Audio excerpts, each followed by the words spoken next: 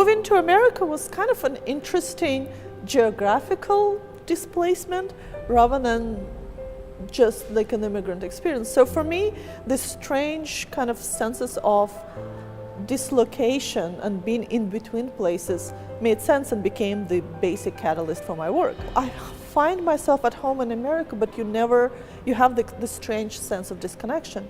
So for me as an artist, that wasn't the moment of the sadness or frustration. For me, it became kind of an interesting vantage point.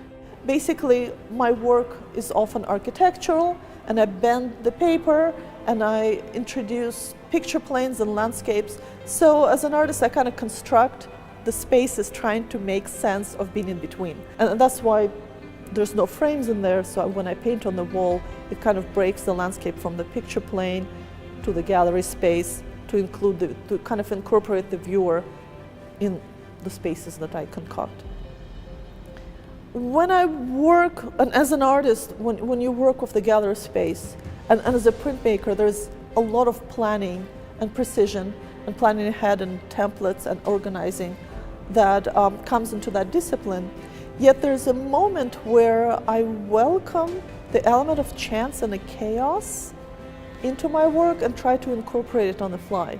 And that leads sometimes to kind of an odd story or two. For example, the three big pieces in the front of the gallery, I had started working on them in Venice, and then I brought them back to America, and I worked with them in Ohio, and it still didn't feel right.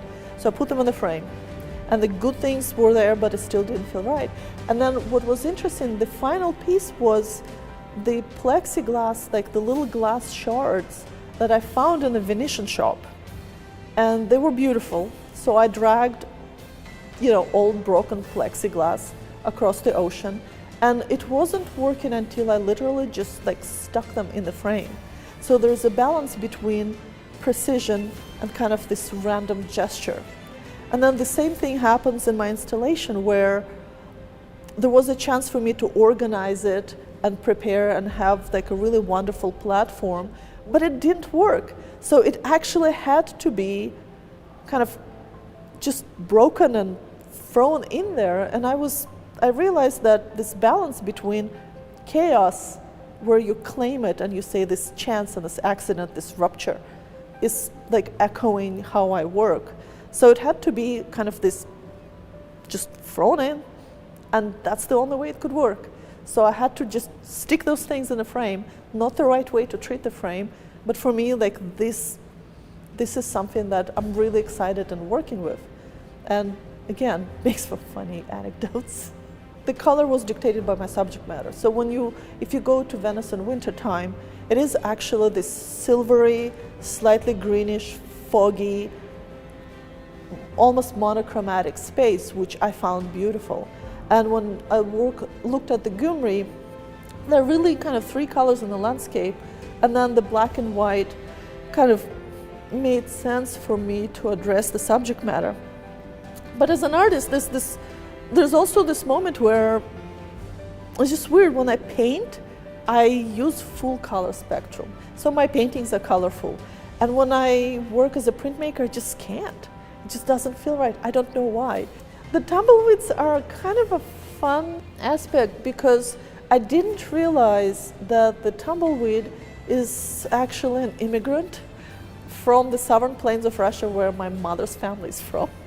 So it immigrated to America and became kind of part of the cultural landscape that isn't separate from your average, Western American movies. So I drag the tumbleweeds with me now. For me, it's a really symbolic stand-in. So as a professor, working with the young generation and kind of to make them realize that it's a possibility, and it's really quite real possibility to contribute from the, who am I, a little kid in New Jersey, but actually the possibility of making a larger impact and help form this grand identity that United States of America presents culturally. I think this is really exciting aspect that I could never do if I just worked as a studio practitioner.